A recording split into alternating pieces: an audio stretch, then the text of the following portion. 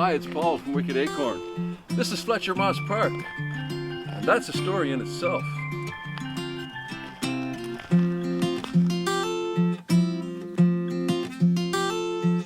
But today, we're here to talk about my hat.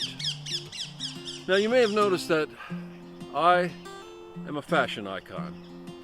If you want to follow my fashion trends, you can get one of these Manchester Beat t-shirts on our website. I'll leave a link in the description. There have been some really odd fashion trends over the years, but the most enduring one, and probably the very first fashion accessory, was the feather. I've got a few feathers in my hat. It's not just fashion though, they're like little memory tokens. This feather came from a bald eagle at Gauntlet Birds of Prey in Knutsford. We also have some funny t-shirts with Manchester sayings on them from that visit. That's a secretary bird. This one I was given at a New Year's Eve party, 2020. I think of it as my bad luck feather. You'll remember that was the year that wasn't. I think it's probably just a chicken feather or something. Who doesn't like a feather in their hat? It's macaroni.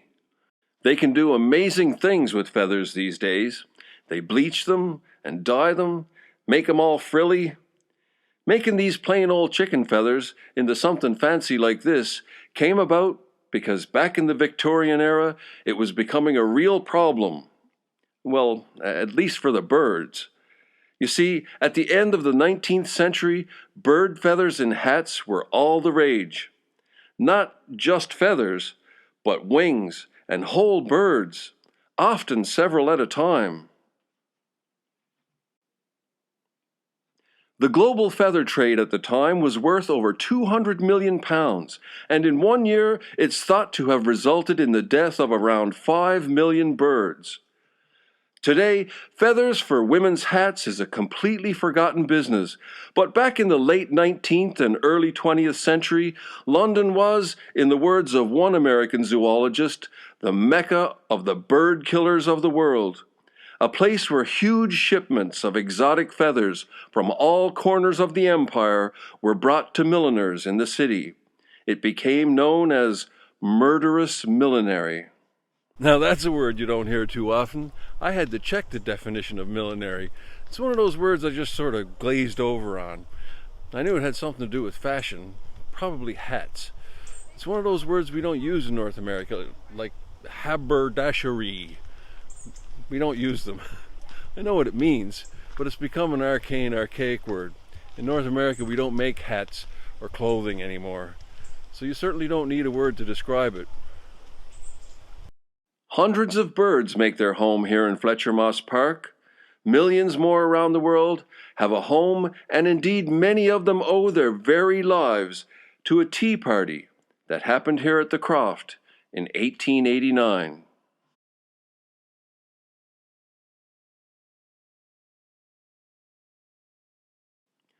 From the 1870s to the 1920s, the use of feathers in ladies' hats was driving birds such as little egrets, great crested grebes, and birds of paradise towards extinction.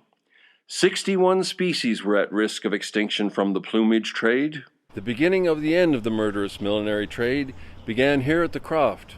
One day in 1889, Emily Williamson invited her friends to tea at her home here in Fletcher Moss Park. Emily Williamson's concern started with an English species, the great crested grebe. It was a milliner's favorite. The great crested grebe is a delightfully elegant water bird with ornate head plumes that almost led to its extinction in the UK. It was being hunted for its feathers. Sickened by the slaughter of exotic birds for their feathers, Emily was determined to halt the cruel plumage trade. Emily wasn't allowed into the British Ornithologists' Union. That was an organization exclusive to men at the time.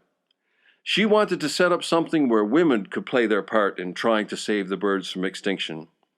Appalled by the slaughter, the then 34-year-old invited a group of women to her home in Didsbury on the outskirts of Manchester to discuss How to Put a Stop to the Plumage Trade. At her tea party that day, she asked those who had assembled to sign a pledge to wear no feathers, a request which would have proved very unpopular at the time. Supporters across the country wrote letters to women wearing feather hats, spoke to shopkeepers that stocked them, and sought influence with prominent figures, from politicians to the royal family. Queen Victoria prohibited the wearing of osprey plumes by the military. That's how the Society for the Protection of Birds, the RSPB, was born. In 1904, the Society was awarded a royal charter, making it the Royal Society for the Protection of Birds. Emily's Wear No Feathers pledge snowballed. It triumphed with the Plumage Act of 1921, banning the import of exotic feathers. Countless bird species were saved from extinction, and the RSPB evolved into the powerful lobbying force that it is today. To mark the centenary of the law being passed, a statue of Mrs. Williamson is to be commissioned to stand in Didsbury's Fletcher Moss Park, the gardens of her former home.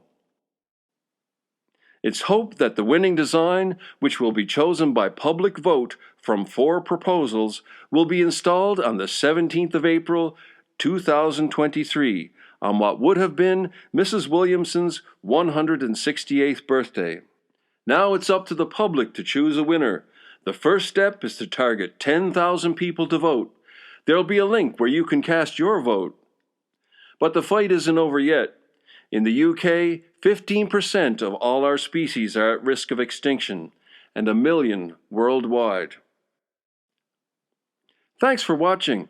There's not many places where you can find content like this, so why don't you hit that subscribe button and the bell notification button so you'll know when there's a new video, which is every week, by the way.